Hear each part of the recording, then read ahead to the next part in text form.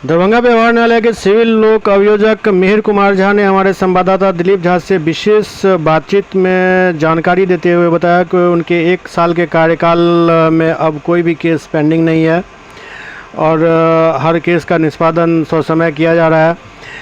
साथ ही उन्होंने ये भी बताया जो पैतृक संपत्ति में लड़का और लड़की का समान अधिकार होता है, इस दिशा में भी काम किया जा रहा है। पर में हो गया यहाँ किस तरह के कानून के अमेंडमेंट किया है, क्या सिविल सेक्शन में क्या सब नया कानून को जोड़े हैं क्या? देखिए 1 साल तो हमारा हो गया, 10 तारीख को ही पूर गया।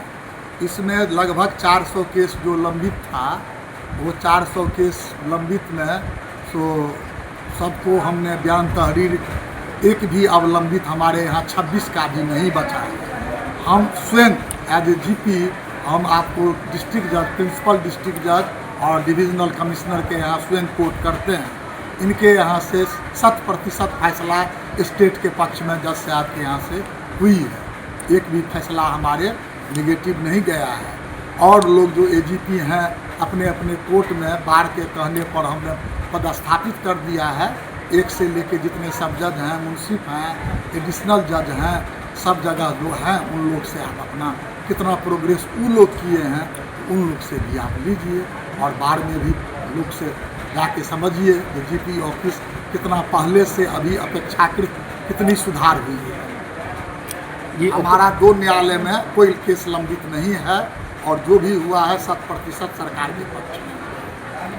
सर ये कहा जाता है कि सिविल कोर्ट में यदि कोई भी मामला जाता है तो उसमें वो आदमी अपने ज़िंदगी में कोई निर्णय नहीं ले पाते हैं।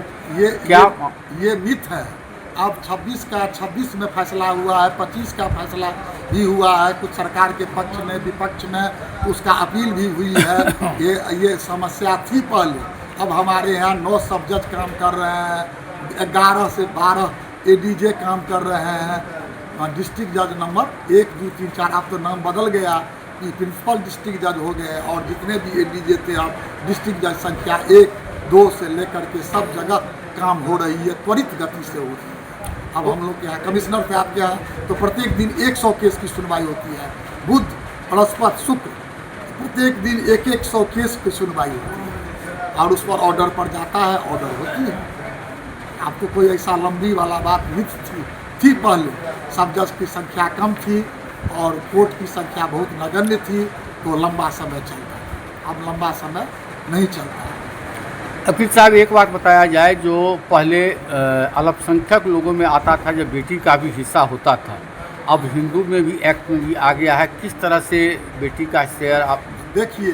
ये 2005 में ये अमेंडमेंट ने सरकार लाया, उसको कानूनविद लेजिस्लेचर बोलते हैं। वो कहे जो नहीं, इसमें लड़की और लड़का में कोई पार्सनैलिटी ईश्वर का देन है, संतान सब वो आया है। जो लड़का लड़की हो गई को पार्टनर्स माना लड़का के बराबर हो गई। ये केस गया Supreme Court Vinita Sharma versus Prakash Sharma में।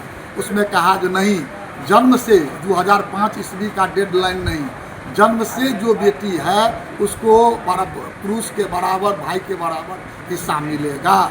इसलिए अब प्रत्येक हिंदू में अब ये बात की धारणा हो गई है, सबको हिस्सा मिलता है। ये पैतृक में है, पैतृक में है, सेल्फ एक्वायर्ड प्रॉपर्टी में गार्जियन जिसको दे वो स्वतंत्र होता है और पैतृक एंसेस्ट्रल प्रॉपर्टी में उसका हिस्सा लड़का के बराबर ही होता है।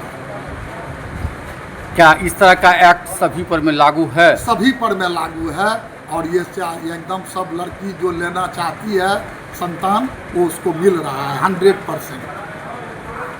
क्या इस सर्वे में भी उस अपने लड़की दावेदारी कर सकती है? निश्चित कर सकती है और कर रही है।